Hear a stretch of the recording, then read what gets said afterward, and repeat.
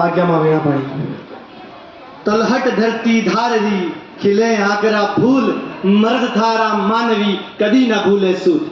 युगंध विस्तारी हिमालय से हिंद सागर तक, कच्छ से अरुणाचल तक, अटक से कटक तक और पीर पंजार से मिजो पर्वत तक अपनी आभा बिखेरे अपना आंचल फैलाए मातृभूमि मां भारती को नमन।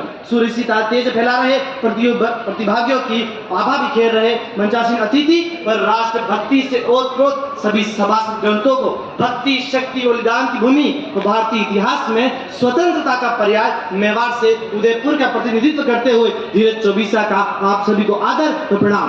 15 अगस्त 1947 से 2023 आजादी के 76 वर्ष पूर्ण कर 77वें वर्ष में प्रवेश। लेकिन इतने वर्षों में हम गिरे, हम उठे, हम संभले। इतने अगातों, इतने षड्यंत्रों और इतने प्रयत्न के बाद हमने एक बहुत लंबा गौरवान्वित सफर तय किया।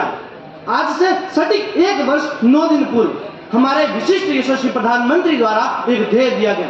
वह केवल एक लक्ष्य नहीं था, वह केवल एक ध्येय नहीं था, बस था 140 करोड़ लोगों के सामर्थ्य का आप अंश उसे कह सकते हैं। लेकिन उसके बाद से उसका कितना आत्मसात हमने किया है यह हम जानते हैं। हमें पता लगाना होगा कि अमृत काल का वो पहला वर्ष हमारे लिए उषा काल के समान था। उस उषा काल का हम कितना उपयोग कर पाए ये आपका और मेरा अंतर हृदय अच्छी तरह से जानता है।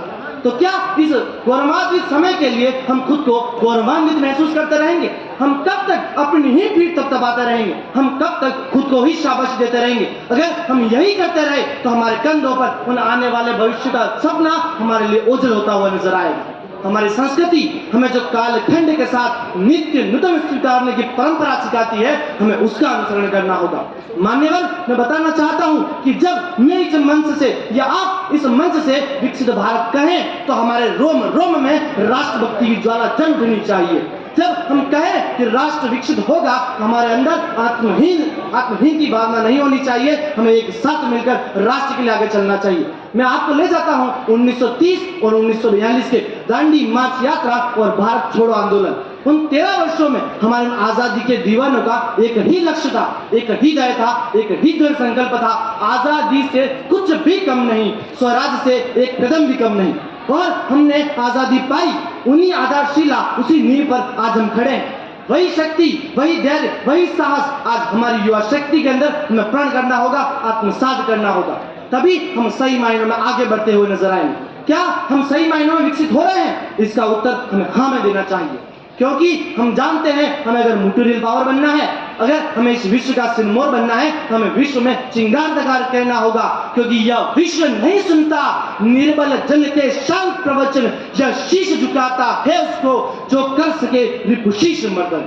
जब विकसित भारत की बात करें तो विरासत को कैसे छोड़ सकते हैं? ये एक ही सिक्के के दो पहलू हैं, क्योंकि अगर एक तराजू में तोला जाए तो दोनों बराबर उतर रहे। मैं चाणक्य नीति पढ़ता था तो चाणक्य नीति में मैंने पढ़ा था कि राष्ट्र सर्वश्रेष्ठ राष्ट्र तब बनता है जब वह अपने जीवन मूल्यों, अपने राष्ट्र परंपरा के निर्वहन में सक्षम है।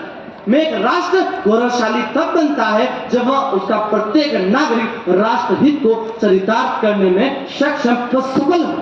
मेरा यह हृदय अगातों से छलनी छलनी हो जाता है जब यत्र नार्यस्तु पूज्यन्ते रमन्ते तत्र देवता वाले इतिहास परंपरा वाला मेरा देश साल में औसतन 33,677 बलात्कार के दंश झेल जाता है।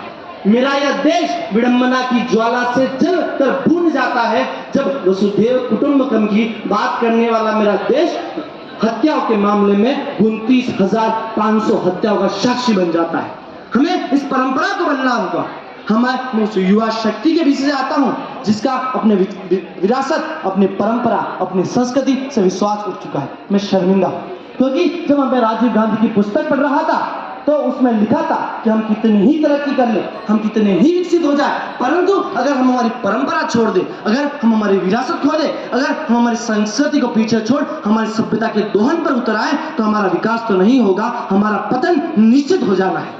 जब हम बात करते हैं तो हमें इस विश्व को बताना होगा कि हम कौन से भारत हैं। हम वह भारत हैं जिसने विश्व को खगोल शास्त्र, भूगोल, आयुर्विज्ञान, शून्य, पाई, वैदिक गणित और रमन भेद जैसे महान विद्याएं दी हैं।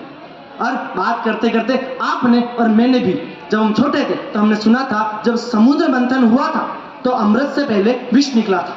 उस समय उस विष को भगवान शंकर ने अपने कंठ में धारण किया था, और हमारे भी अमृत काल का एक विष, उस विष को हमें धारण नहीं करना है, उस विष को हमें बाहर निकाल कर फेंकना है। और हमारे अमृत काल का वो कालकूट है गुलामी के दंश।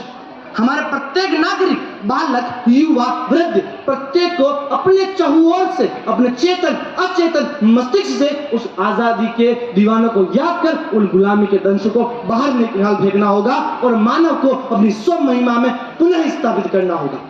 मान्यवर, मैं आपको बताना चाहता हूं हमारा देश का युवा किस मनस्थिति में है। आज हम उस मनस्थिति में हैं जिस मनस्थिति में हनुमान जी थे, जो एक श्राप के कारण अपनी शक्तियां भूल बैठे थे। आज मैं आपको और आप मुझे अपना अपना जामवंत समझ अपनी अपनी अपरिमित शक्तियों को जागृत करते हैं और राष्ट्र हित में लगाते हैं। फिर कौन कहता है हम उस गति से आगे नहीं बढ़ते जिस गति से हम बढ़ना चाहते हैं।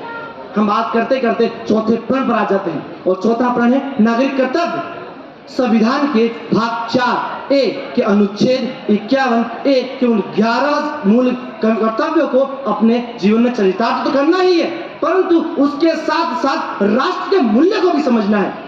उस बॉर्डर पर अपनी ड्यूटी कर रहा सैनिक से लेकर उस सुबह शहरों की तंग गलियों को साफ कर रहा वह हरिजन अपने कर्तव्य का निर्वहन कर रहा है। कोई नागरिक सड़क पर चलता चलता अगर उस कूड़े को उठाकर कूड़ेदान में डाल रहा है, वो अपने कर्तव्य का निर्वहन कर रहा है। आप में से कोई युवा अगर यहाँ से यहाँ आकर अगर बात करता है, वो अपने कर्तव्य का निर्वहन करता है। अंतिम शब्दों में जाते जाते कहना चाहूंगा, हम उस देश के वासी हैं जहाँ कुरुक्षेत्र में उपदेश देकर एक सारथी धर्म की विजय करवा देता है। हाँ, मैं उसी कृष्ण कन्हैया की बात कर रहा हूँ। हम उस देश के वासी हैं जहाँ पर एक अबोध बालक को ब्राह्मण द्वारा शिक्षा देकर राष्ट्र का सर्वश्रेष्ठ सम्राट बना दिया जाता है। हाँ, मैं उसी कौटिल्य और चंद्रगुप्त की बात कर रहा हूँ। और हाँ, हिंदू संप्रदाय की रक्षा के लिए गुजरात में उस मुस्लिम पीर द्वारा उफनते हुए दरिया में अपनी नाव उतार देना, मैं उसी पीर दरिया की बात कर रहा हूँ। हमारे देश में 9 धर्म, 3000 जातियां, 25,000 उपजातियां, 425 संप्रदाय,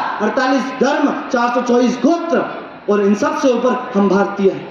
बस इन्हीं शब्दों में साथ यही समाप्त करना चाहूंगा। हमारे शिक्षक गण हैं जो हमारी भावी प्रगति और हमारी भावी पीढ़ी के निर्माता हैं, उन्हें यह समझना होगा कि हमारे विद्यालय, महाविद्यालय, विश्वविद्यालय कोई भी ऐसा विद्यार्थी न रहे जिसके मन मस्तिष्क में आने वाले 25 वर्षों का कायाकल्प ना हो, कलाम का भारत ना हो, इंडिया 2047 ना हो। हमें अपने अंदर चरितार्थ करना होगा। इसी साथ अपनी वाणी को यही विराम दूंगा। यह पवन परम अटल देख, यह देख बुझा का बल था, तू तल बेड़िया तोड़ कहीं, रोकेगा तुझको कौन यहाँ, डगमग धरणी पर दमित जेज, सागर पोने सा उठे डोल, उस जाग अब समय शेष नहीं, भारत माँ के शार्दुल बोल, भारत माँ के शार्दुल बोल। जय हिंद, धन्यवाद, आभार, आदर, धन्यवाद। बहुत बहुत बधाई जी। के बाद में आवाज दूंगा नित्य वैष्णव प्रतापगढ़, निखिल बिश्नोई हनुमानगढ़ तैयार है।